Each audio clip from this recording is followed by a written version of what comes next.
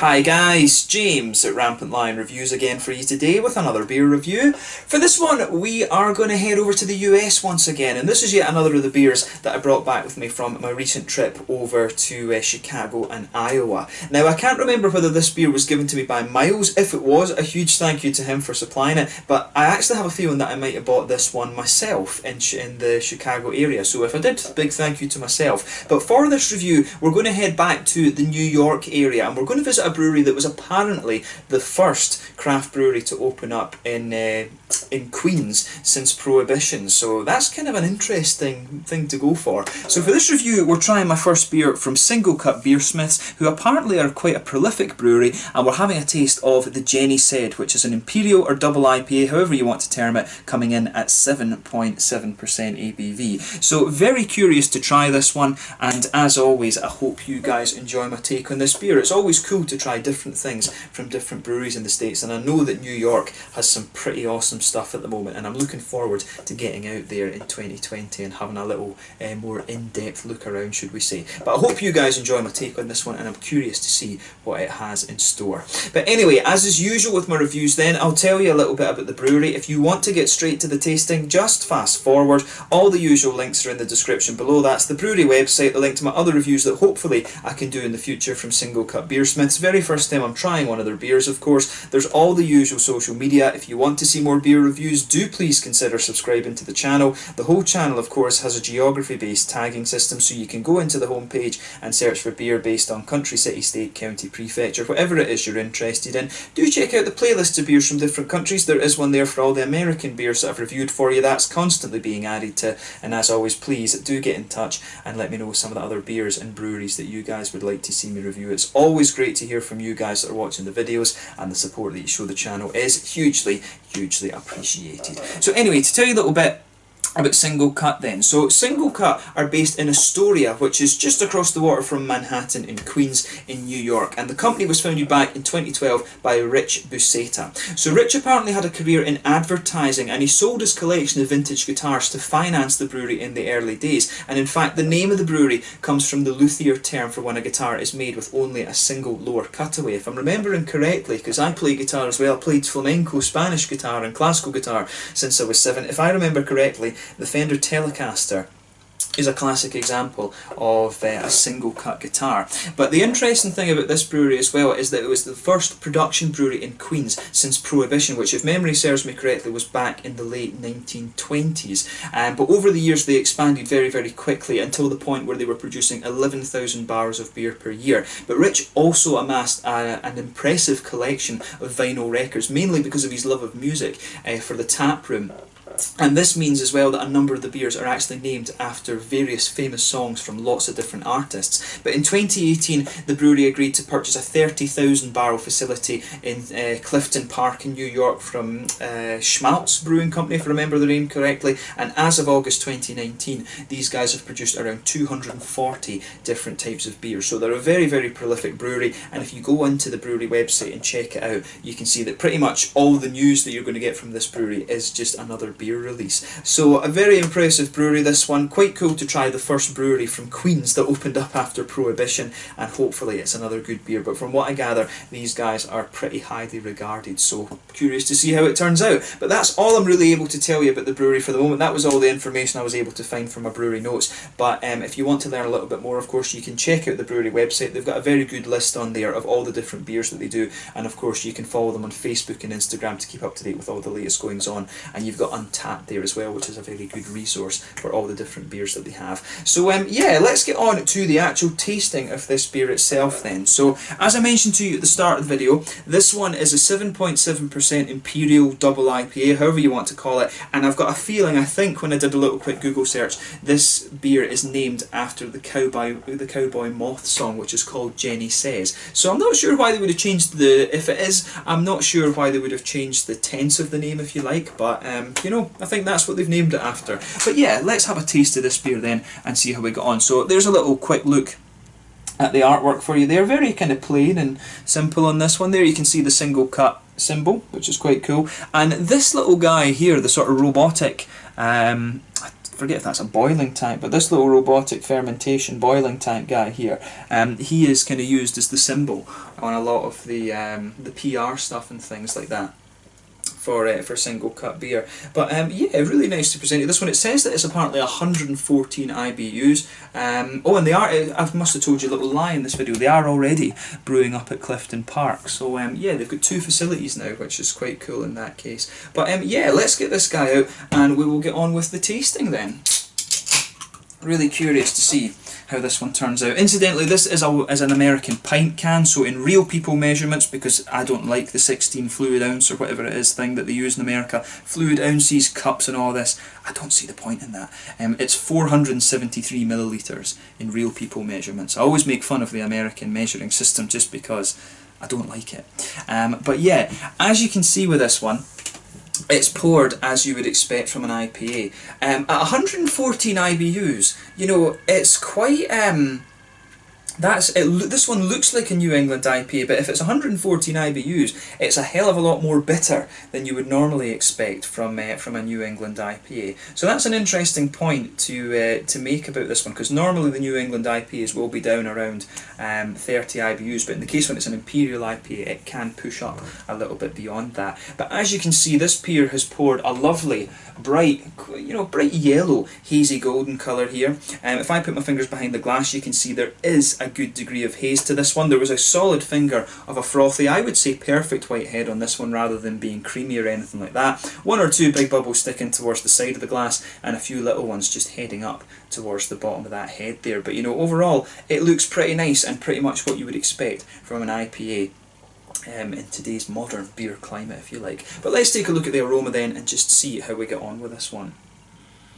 Ooh, that smells good. So, malty wise and yeasty wise in this case, this one to me comes across as being very balanced. Some of them can lean a little bit more towards the creamy oaty side of things, and some of them can lean a little bit more towards the wheaty side of things. This one to me comes across as having a good balance of both. You can definitely smell a bit of that white bready wheaty quality in there. There's a little touch of an almost kind of astringent quality to the wheat.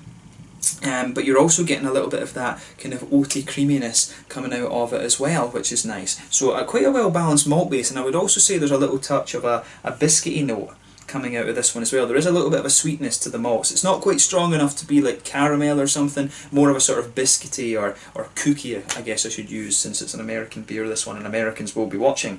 But yeah, for me that's a really nice smelling beer. As I've always said, I like it when you've got a good balance in your beers between the malt base and the hoppy side of things. You know, I think that adds so many different dimensions to the beer. In terms of fruitiness with this one, for me, this one is definitely leaning towards the tropical side of things. There's definitely a little bit of a kind of stronger passion fruity note. I would suspect that there's either Simcoe or Galaxy in here. I wouldn't be too surprised about that. There's a little bit of a mango-y quality as well. I mean, the other hop, actually, come to think of it, that could be in there might be like El Dorado or something like that. There's definitely this sort of passion fruity quality in there, and those are the 3 main hops that you would use for that, of course. As well, yeah, definitely leaning towards the tropical fruity side of things. I want to say there's a bit of orange in here too, and that could be Mosaic or Amarillo. I do think there's a little touch of an orangey, tangerine quality to the aroma of this beer. And of course you're getting some of the lighter kind of fruits out of this too, like a little bit of a lychee, gooseberry kind of thing. And you know, there is a bit of a mango quality to this one, which could suggest Citra. You know, basically with these IPAs, it's always fun to play guess the hops, and there's so many hops these days.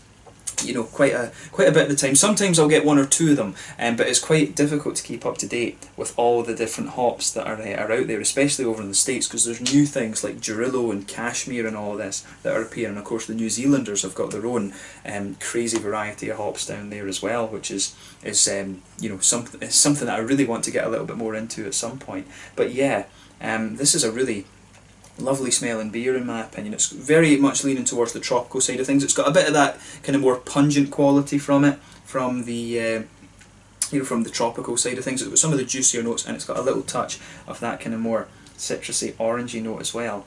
In terms of the green side of this beer, I would say that this one, it is leaning, it does have a slightly resinous quality to it, and there's a little bit of a floral aromaticity, but overall the green side of the beer has a good bit of grassiness as well, so I like how everything in this one's going together. Definitely a very inviting aroma on this beer, and it doesn't say anything actually particularly about this particular beer on the can. I was just thinking that I hadn't read that out, but it just tells you a little bit more about the brewery on the side here. But like you say, a really nice smelling IPA, this one. The Jenny said, I think this will be an awesome beer, to be honest with you. So let's have a taste and see how we get on. So this one is the Jenny said, an Imperial IPA at 7.7% ABV from SingleCut Beersmiths in Astoria in New York. The first brewery to open up in Queens since Prohibition, apparently. Let's get stuck in. Sláinte, skål.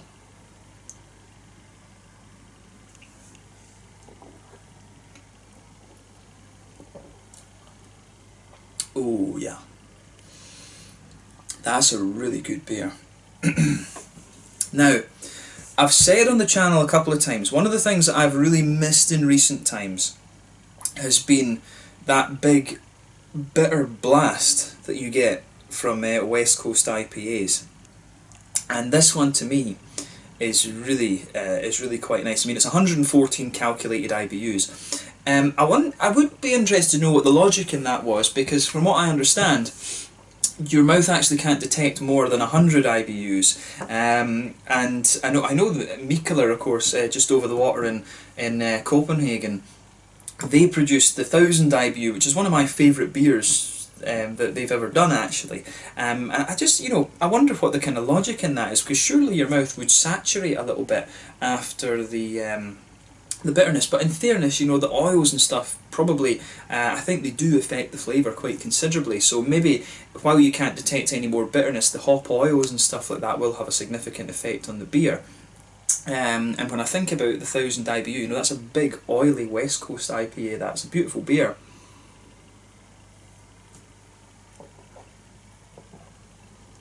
And in fairness with this one, when I think about it too, this definitely has a good oily quality to the mouthfeel, so maybe that's something I need to think about going further forward. It's an interesting kind of connection to make that.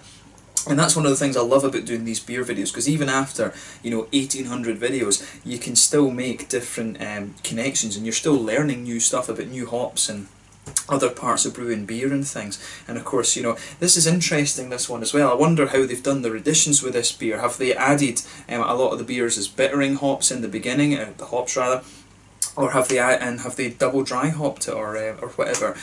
So yeah, interesting things to take away from this one. But let's break down the flavour of this beer a little bit and just see how we get on. So straight away with this beer, you're going to notice that white bready malty base just blankets the middle of your tongue. On top of that, you get a little bit of a slightly cereally quality to this one. There is a little bit of a graininess comes out of this beer the further you go into the aftertaste as the malt base dries out. But you can pick up a little bit of the oaty creaminess in there as well. And the other thing is, you can detect that this is a little bit of a boozy beer.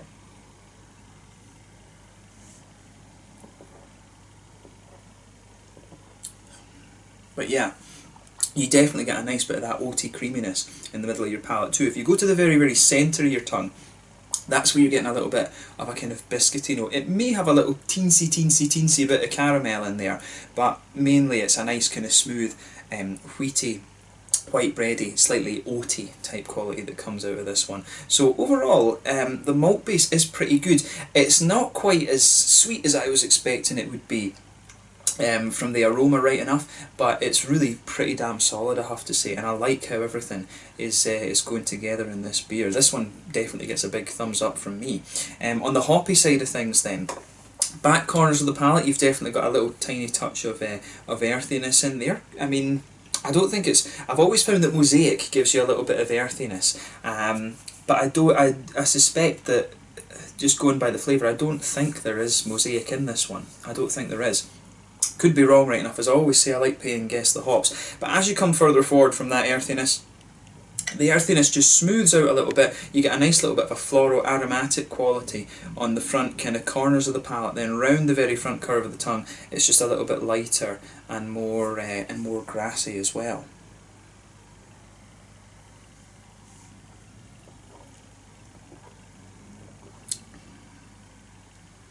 And I would say that too. I mean, this beer, It does have a little bit of a resinous quality, but also quite a spicy floral aromaticity. Could they have used Columbus in this as a bittering hop? I think they might have. And I don't know if they're... I don't think there's Chinook in this one, because the darkness of the tropical fruit isn't quite right, but I do suspect there might be Columbus in here as a bittering hop. But on the fruity side of things, this beer is kind of interesting, and in fairness, now that I think about that, when the fruity side of the beer starts to dry out a little bit, there is a bit of that darker tropical fruit, so maybe I need to think about that more. But as I always say, behind the front curve of the palate, you've got that little oily bubble where those juicy, fruity esters start to come out of the beer. And for me, this one, it leans towards that darker tropical side of the fruit. So if you go towards the back of that oily bubble there, there's a nice sort of, there is a little touch of grapefruit in there, so maybe there could be a bit of Chinook in here. Bit of a classic hop, that, for your piney resins and your grapefruits. So there could be a little bit of that there. There's also a good chunk of passion fruit in there, and that's making me wonder if there is a bit of galaxy in here, because the galaxy gives you that more pungent passion fruit, whereas the Simcoe is often a little bit more milky, if you like, in its passion fruity things. And like I say, the other option you would have in there is El Dorado. But as you come further forward from that, the tropical fruits grow a little bit more. There's mangoes, there's a little bit of an almost apricot-y, papaya type thing as you come further forward. I'm not getting so much in the way of orangey notes that I was thinking from the I was picking up from the aroma. So I'm not convinced that Mosaic is in this one. I'll take that. I'll remove that statement, like I said. But it mainly leans towards the tropical side of things, this beer. And if you go towards the very front of your palate, there is just a little hint of a kind of gooseberry, lychee type thing in there, which is nice. So that could be some of the complexities that you'll get from Citra, right enough. So there could be a bit of Citra in here. Maybe this is just a Galaxy and Citra beer, this one. But I'd be curious to know, actually. They don't say on their website what the different hops and things are.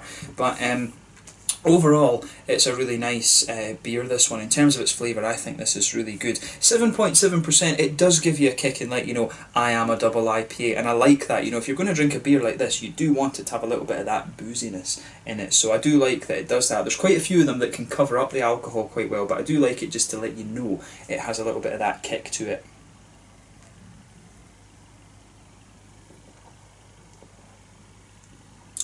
But yeah, in terms of the mouthfeel of this one then, I would describe this beer as being kind of mid-bodied. It's at the top end of mid-bodied, right enough. Carbonation is very smooth. The beer does have a good element of sweetness to it, but it does lean a little bit to more towards the oily side of things as well. And I think that if it's got 114 IBUs, this one will be pretty heavily hopped, and I think that's probably coming from the extract of the hops that you pull out when you're brewing the beer. On the malty side of things, as I said, it's quite smooth. There's a little tiny bit of sweetness in there, and it does cover the alcohol fairly well. In terms of the hoppy bitterness, you know, I told you earlier it's 114 IBUs. It does have a good, it does give you a bit of a kick in the balls, or the ovaries, or whatever you want to say. It does have that nice little bit of kick to it on the aftertaste, and you've got a nice fruity quality to it there. Like I said, the fruitiness leans towards the darker side of the tropical notes. It's not the juiciest fruit you're going to come across, but it suits, having that slightly darker fruity element to this beer does suit the fact that it's higher in IBUs. So I quite like this, actually. I do like this, where they've taken the West Coast bitterness and put it into a sort of New England IPA, this one. I think that's a good combination, and I think there's more and more breweries trying that here. Although the interesting thing for me is that in Europe, if it's a New England IPA, over here they will put the bitterness of the beer down, whereas if it's a West Coast IPA, the bitterness goes right up. So it's interesting to find that there's more and more of these hybrids coming out of the US. So keep an eye out for that, actually. But yeah, a lovely beer, this one, and I definitely want to try more from these guys. It'd be cool to try a few more IPAs, and I think to try something from the darker end of the spectrum from these guys would also be very interesting. But quite obviously a very, very solid brewery, and one that I'll need to visit when I get out to the US again in 2020. So yeah, let's leave it at that for this one. This one is the Jenny Said, an Imperial IPA at 7.7% from SingleCut Beersmiths in Astoria over in New York. A lovely beer, this one, and I'm glad that I was able to review it for you, so I hope you guys have enjoyed this video. But anyway, thank you for watching my beer reviews. Until the next time, please like, subscribe, share, all the usual YouTube stuff. Let me know your own thoughts on this beer in the comment section below. Let me know what your favourite beers are from SingleCut Beersmiths as well. Do give me some other recommendations of breweries to check out around the New York area, and I'm sure I'll catch you guys very, very soon. Thanks again for watching, and I will catch you guys later. The Jenny said from SingleCut Beersmiths in Astoria and Clifton Park in New York. Slàinte, skål, cheers.